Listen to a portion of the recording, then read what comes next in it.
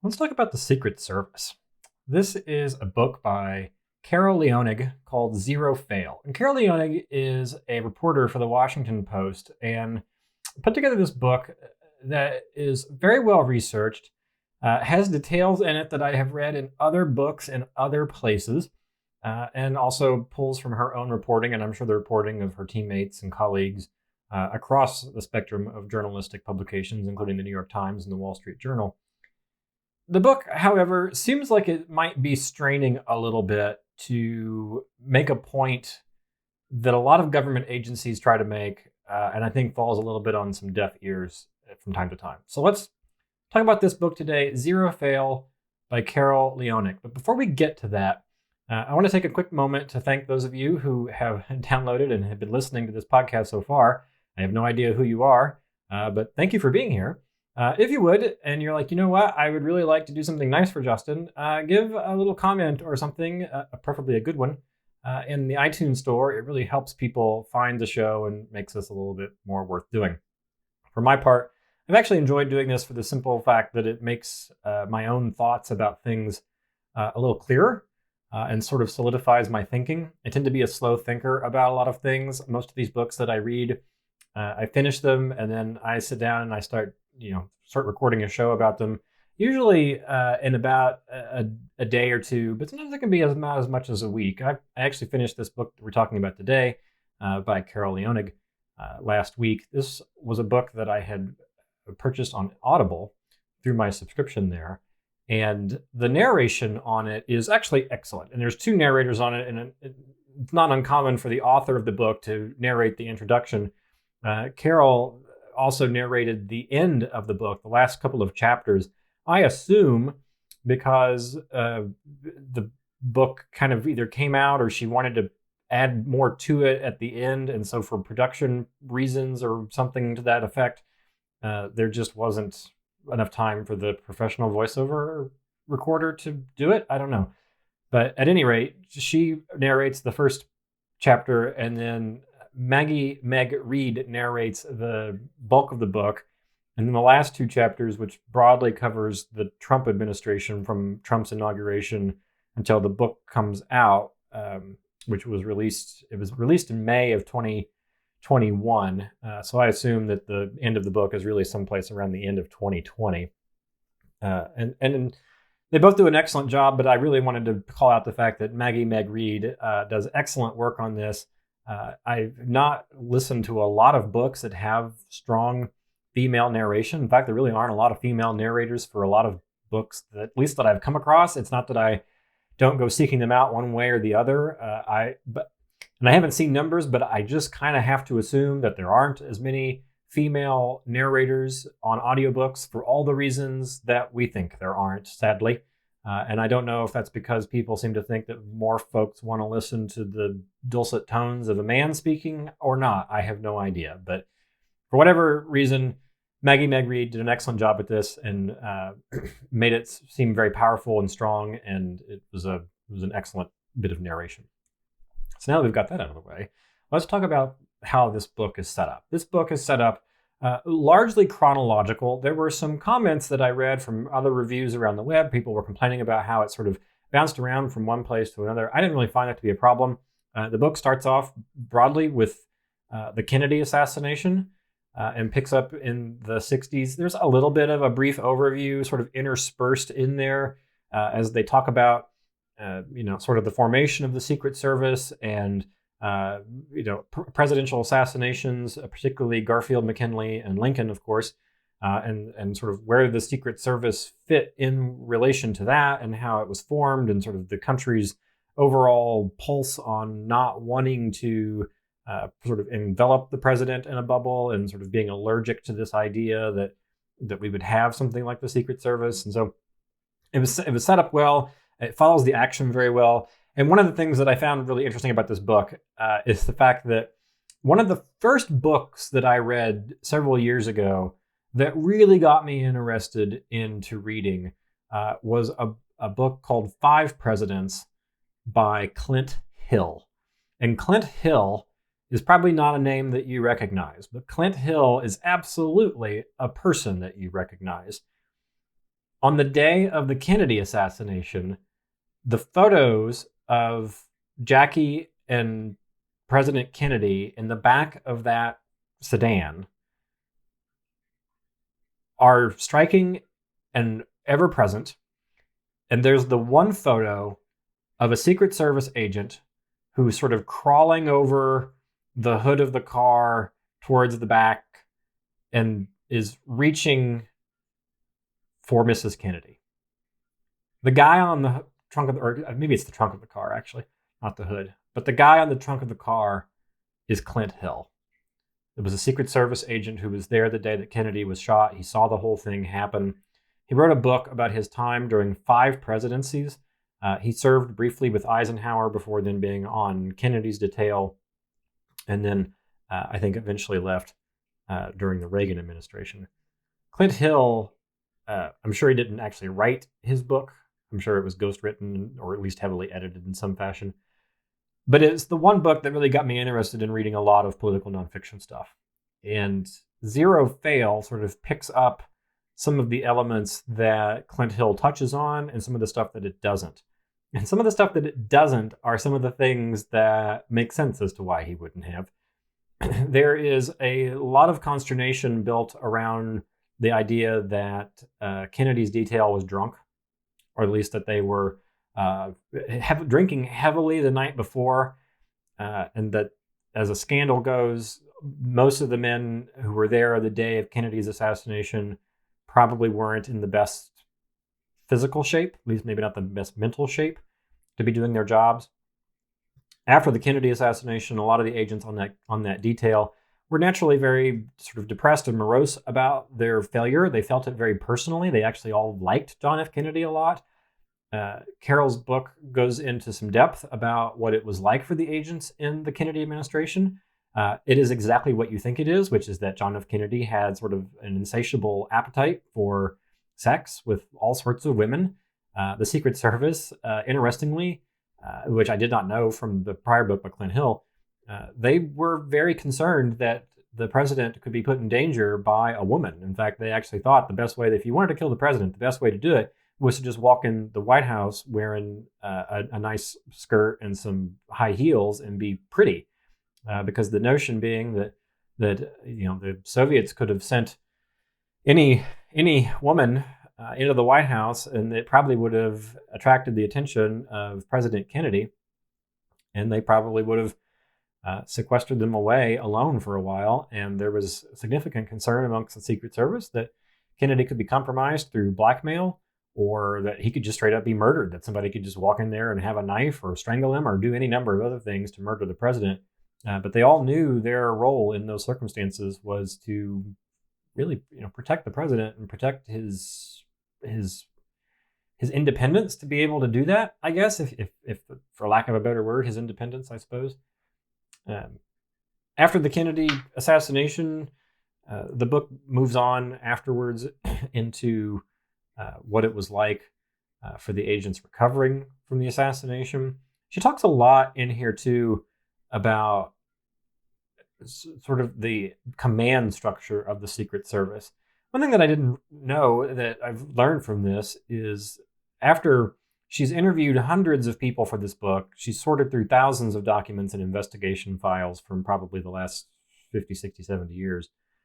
And through it all, there amassed a growing body of research that suggested that the Secret Service is arguably the worst place in the federal government to work. That as an agency, the morale is the lowest within the Secret Service. The agents who work within the Secret Service, and that's not just the ones that have the suits and the earpieces within the presidential protective detail, but that's also the ones who are on counterstrike teams, counterterrorism teams, assessment teams, the folks who go to the advanced locations to scout out security threats and so forth. That by and large, the Secret Service is a miserly, miserable place to work within the federal government. And part of that, as she, I think, tries to make the argument for, is due in no small part to the fact that the Secret Service has almost a rigid tradition about everything. It's certainly, for probably the majority of its entirety up until about the Obama administration, very much a good old boys club. The directors have always been chosen based off of two arguably somewhat terrible reasons. Directors for the Secret Service are almost always chosen based off of who is sort of next up in line, just sort of through the ascension of rank. And also, the president picks that person to be their protective. They pick the person who's on the protective detail, but they also pick the person who is the director. And usually that boils down to just whoever they find to be the most comfortable with. And that has almost never worked for any president at all in terms of being good for the service. It's usually been pretty good for the president because they have a trusting relationship with the person and it makes them feel comfortable, which shouldn't be discounted, I suppose. But as many topics in this book show, that doesn't do well for the book, or at least, it doesn't do well for the service. As she goes through sort of the assassination attempts on Reagan, there are assassination attempts on Gerald Ford, there are assassination attempts on other world leaders, there are political scandals against the Secret Service, particularly sort of in that after the George W. Bush administration. Obama and Trump was just mired in Secret Service scandals because the service was primarily all men. And as the author explains, they were in peak physical condition. They're usually young men, and they usually work very hard, and they play very hard. And so when they go out to places, particularly in other countries, they end up getting smashing drunk. They often pay for prostitutes. This was what happened during the Obama administration, and it ends up being terrible for everybody involved. I feel like, however, this book is as if you were to wake up one morning and decided that you were going to make a list of all the things that you needed to improve in your life. And you were going to also make a list of all the things that you wanted to fix in your house. And then you added up how much money that would take, right? And of course, anybody would sit down and start making all sorts of requests, right? Like you might say that I'm going to exercise better or eat better. I'm going to fix the leaking sink a little bit, or I'm going to fix that dent in the siding. You're going to find all sorts of, if you really had to go through and you sort of made almost a wish list of what it is that you wanted, what you wanted to do, and how it would change your life, how it would change your home, you would come up with a pretty big list. And if you actually sat down and said, okay, now how do I pay for it? Your list gets much smaller. And if you recognize, what will I realistically be able to do? What will I realistically be able to pay for? And what will I realistically be able to accomplish with the maximum sort of investment and return on investment and value for what it is that I'm trying to do? Your list would be a lot shorter. And of course, everything can always be better and everything can always be a little bit more improved. And the Secret Service and government agencies are no exception to that. And so I'm not really sure if she's trying to make claims somehow that the Secret Service is there to protect democracy itself through the symbolism and the actual protection of the leaders that they are charged with protecting. But she also argues that somehow the president represents democracy, but the presidency is larger than one man, and democracy is larger than one man. And so this book is, I think, trying to have it both ways a little bit. That is my quibble with this book. I think it's very well written. I think it's easy to read. I think it's understandable. I think it tells pretty gripping stories, actually. I really can't do them justice because the stories have so much backstory and detail, because the characters in the service, or in the book too, they have such long tenures sometimes, and that the agents that are in there, they start as juniors and sort of work their way up. And for the rank and file to then move up, there's the bureaucracy that happens within any sort of bureaucracy, because it is literally a bureaucracy. And the result of it is a rich tapestry of individuals who I think by and large are all patriots. I think they care about the work that they are doing, but they are also human. And they are also law enforcement officers. And she goes into some depth to talk about how the Secret Service, by and large, is Republican. It's a pretty conservative organization. It's filled with largely conservative people because they come from law enforcement. Law enforcement either tends to attract or convert people into being slightly more conservative than the average. And as a result, the people that are in there sort of have different feelings about different presidents. But in the ways that she sometimes also tries to have it both ways in this book.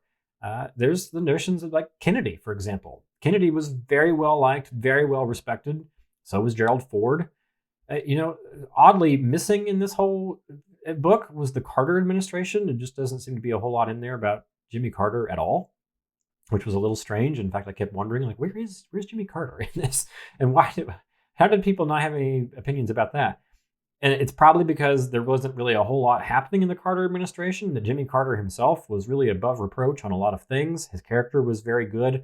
I think that he probably he had the reputation, at least, of appointing a lot of people who were similar to him in that regard. That his cabinet and his leaders and his directors and his agency heads and probably even his protective detail were all a bunch of Boy Scouts. And there probably wasn't that much to report there. And that really got glossed over. And so I'm not really sure why that is. If she were sitting here right now, I'd ask her why there wasn't a whole lot from the Carter administration to talk about in that. But there wasn't. There's also something interesting in here about some of the history of the Secret Service. The FBI and the Secret Service are, as she explains in this book, and I tend to take it at its value, not friendly towards one another. I think they're friendly insofar as that if there's a job to do, they will do their job or whatever, but there's some competition there, right? There's competition for talent, there's competition for resources and that sort of thing. But apparently, and I did not know this despite having read lots of things about the history surrounding Theodore Roosevelt, but in 1908, there were several profiteering scandals involving Western land and Western land grants that involved senators and congressmen. And,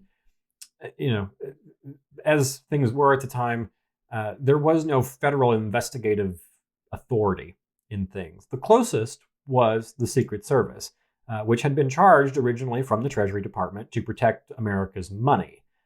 And how the service kind of grew into a protective detail that also focused on securing the nation's money. There's some discussion about that in the book, but largely it involves the Civil War and changes in how the country's mood and demeanor about what it is worth protecting and what isn't, and why we protect the president and why we don't.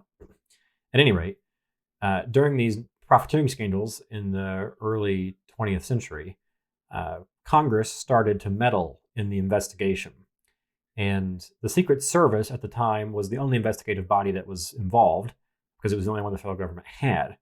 And Congress started to meddle in this because they were afraid, probably for their skins, that they were going to get caught up in some of the profiteering that they had also enjoyed. Theodore Roosevelt got mad that they were meddling in a federal investigation, and he transferred 8 Secret Service agents into a secret unit and charged them with the task of investigating these profiteering scandals and Western land grants and other issues. Those 8 agents that ran that secret unit became the precursor to what we now know as the FBI.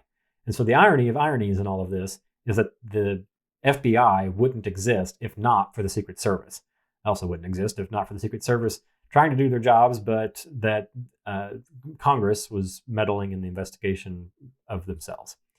And so, like lots of things that date back to Theodore Roosevelt, this is one of those, oh, that's how that came to be. At any rate, the service as an agency has all sorts of mission growth over the years that have caused them to both struggle with hiring, struggle with their financials, struggle with their technology, and struggle with their culture. And the service, I think, maintains, and I think the argument comes across in the book fairly, the service maintains that it needs money to be able to do all these things, and as a budget within what is now the Department of Homeland Security, it's pretty dang small. And there's lots of things that are still tradition that still don't make any sense, including giving the Secretary of the Treasury Secret Service protection, which has always been part of its charge back when it was part of the Treasury Department because it was investigating the nation's money and counterfeit dollar bills. This tried to change under the Trump administration, but then Secretary of the Treasury Stephen Mnuchin got miffed at the idea, did not like the idea of not having Secret Service protection. And so for all things Trumpy, it just never changed in the way that we probably thought made sense. So they continued to spend money on those sorts of things. She talks a lot in here too about hiring and the hiring problems and hiring practices of the service that for most of its history up until about 2010 during the Obama administration uh, have always resulted in largely white men at the top, increasingly some black agents in the rank and file. But during a scandal involving some prostitution, and there were DUI issues during the Obama administration with some of the advanced teams working in places both domestically and abroad. At one point, Barack Obama says the problem with the Secret Service is that you don't have enough women in your ranks, and particularly in your leadership. And that begat a scenario where the Secret Service tried to adjust how they do their hiring. And they actually threw out something like 300 agents that were sort of in the pipeline, which was a very manual pipeline. Leonig makes the case that the technology that the Secret Service was using was far behind the rest of the federal government. And so they decided to throw out their applications and start afresh. And that resulted in them placing job ads for Secret Service agents on USA Jobs, the website that the rest of the federal government used. However, the problem there became that the Secret Service was inundated with over 30,000 applications, mostly from people who had no business applying for positions within the Secret Service, either because they couldn't pass the qualifications, they either had no idea what they were applying for, they didn't know what the Secret Service was doing or what they would do, and in some cases, they had people who had previous records, other security clearance problems. In one circumstance, a 400-pound man who did not realize that maybe he shouldn't be 400 pounds to be on the Secret Service roster. And so they actually wasted a lot of time during that process and then had to throw it all out again. Out of the 30,000 applications, I think they hired about 18 individuals from that, not any more or less diverse than was already the situation for them. And so they had to sort of reconfigure a lot of their hiring again in order to be able to start attracting talent. It really wasn't until the end of the Obama administration that they sort of started to get those things cleared out. What is clear from this book, the clearest thing is that whoever is in the director's seat at the Secret Service has a thankless job. Whether they're there on good merits or not, they are usually the first person to get ejected at the slightest whiff of a scandal or a problem, of which there have been many at the Secret Service. My favorite situation that I had never heard about throughout all of this is a situation that involved Barack Obama's daughters and his mother-in-law. That apparently at some point around 2010 or maybe 2011, Barack Obama and Michelle Obama were on a carrier jet, or excuse me, an aircraft carrier in San Diego. They were inbound to Hawaii, stopped off in San Diego to watch what was then the first professional NBA game on an aircraft carrier. While they were there, their two daughters, Sasha and Malia, were at the White House, and their mother-in-law, Michelle Obama's mother, was also at the White House. Somebody had rolled up near the south lawn of the White House, pushed a small weapon out of the side of their car, and fired something like 7 or 8 shots at the White House. Many of those shots hit the White House. They found bullets lodged in the glass. They found bullets lodged in the window frames and the wooden seals. And one of the Secret Service agents who was in sort of a watch out post was so sure that it was gunshots because not only did she hear it, and that most of the agents were very well attuned to understand what a gunshot sounded like, that part of the White House itself, part of the cement and plaster of the building was hit and fell on her, like near her where she was standing. This all happened at night, however, and so there wasn't very clear direction about where the gunshots were coming from. But in the melee, in the chaos of trying to figure it all out, their call came over the radio from a supervisor to stand down and that it wasn't anything more than some construction equipment that was nearby that had backfired. This was not true and was so untrue that some of the agents were so aghast by it that they kind of kept searching for a little bit until eventually their orders to stand down were so firm that they eventually went back to their posts. The problem was that somebody actually did shoot at the White House, and civilians outside the White House saw it and were even tweeting about it from the back of cabs and Ubers and on the sidewalk. There was a neurosurgeon, for instance, who reported this And once the guy had shot at the White House, he drove off at a high rate of speed, ended up getting in a wreck near the Roosevelt Bridge, and then ran off on foot.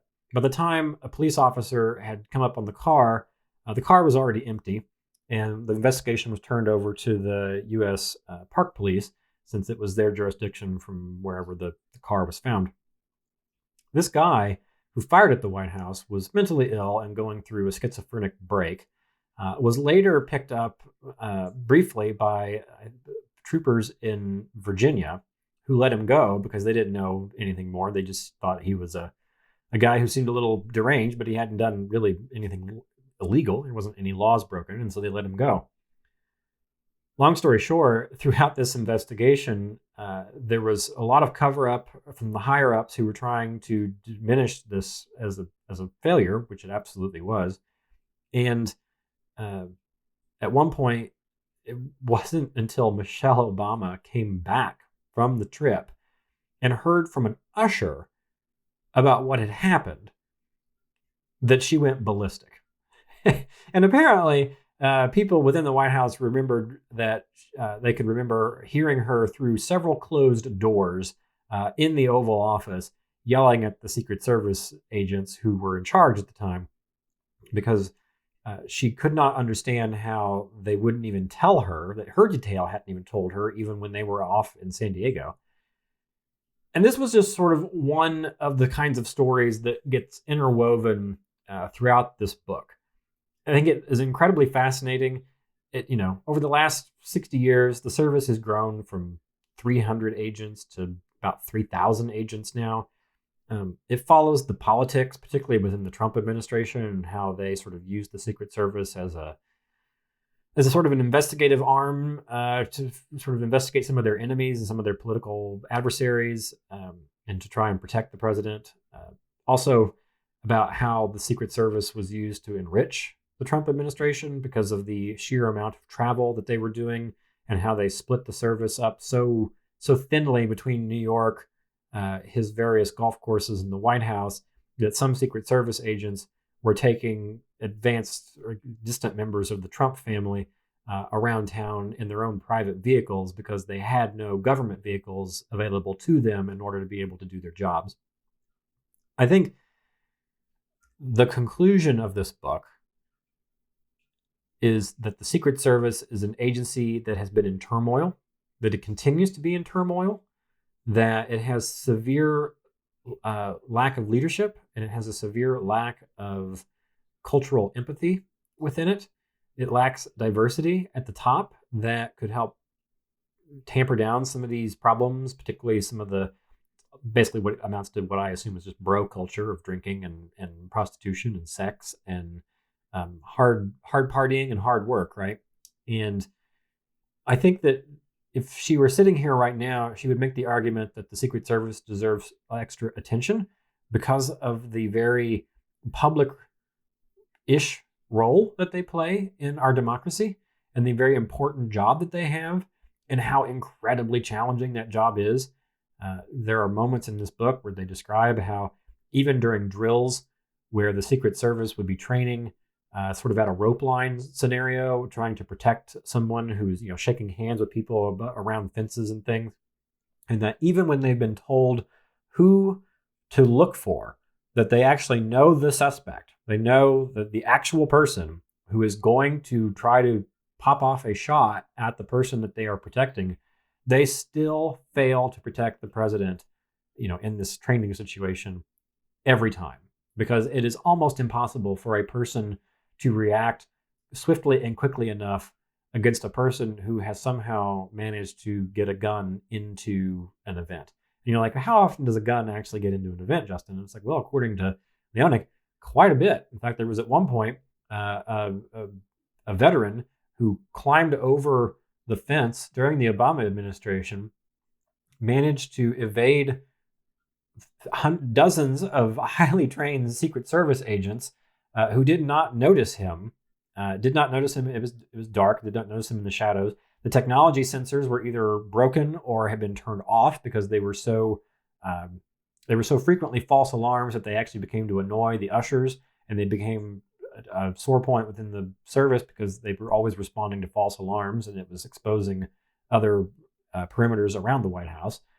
And this guy managed to walk up over the course of 15 minutes across the White House grounds into the White House and into the green room before anybody even noticed him. And everything that could go wrong in those situations did go wrong. Those sort of situations happened more times than you even knew happened, more times than I even recall at any of those points, even though they apparently made the news. I don't remember those events. There were similar situations with Michelle Obama and her hotel rooms. There was a situation similarly during the Clinton administration with protective failures there. These sorts of things have always been part of the job, and we expect a certain amount of failure on these things. I'm sure the Secret Service would say that, like the CIA, their failures are often very public, and their successes are usually not, or almost always go unnoticed. I think that this book, Zero Fail by Carol Leonig, takes a pretty even-handed approach to the problems. I just don't know that there's a solution to them. I don't know that money is necessarily the solution to all of these problems. I'm sure they probably could use more money, just like you could probably use more money for your house. I know I could use more money for my house. But I don't know that if you just sort of dumped a bunch of money in here, would it fix every problem, or would it just sort of beget different kinds of problems because you would replace something? You'd replace one piece of faulty technology with a newfangled piece of technology that may or may not work any better or worse than what you already replaced, right? Because a lot of these things, like sensors, are still very fickle and nascent and cumbersome, right? So I don't know. If the Secret Service is listening and you would like to make a response, by all means, send me an email. You can write podcast@justinharder.com, and I'll respond. And we'll set up a time to chat. And if the author, Carol Leonig, is out there listening and you'd like to reach out and make a response or a statement, email me, podcast@justinharder.com. And you can too, if you'd like. You can also follow me on Twitter @JLHarder. I don't publish there as much as I used to, but I occasionally do. I'm trying to be more regular about my production of work on my main website at justinharder.com and through this podcast. Zero Fail by Carol Leonig. Okay book. Not really sure what I'm supposed to do with the information. It's very informative. I think you'll like this book if you like books that are sort of dark, tense, a little reflective, somewhat fast-paced, I think. I think it's largely a medium-paced book, but pretty quick in spots. The audible narration, if you're interested in the audiobook, is very good. I don't know that I care so much for the author's narration of it, but I give her credit for doing it. It's not an easy thing to do, I know, because I'm not that good at this podcast, but here I am. So good for her for making that effort. I think the primary reader of the book, Meg Reed, did an excellent job on the audiobook version. And overall, I give her performance 4 stars, and I think that the book overall is 3 stars.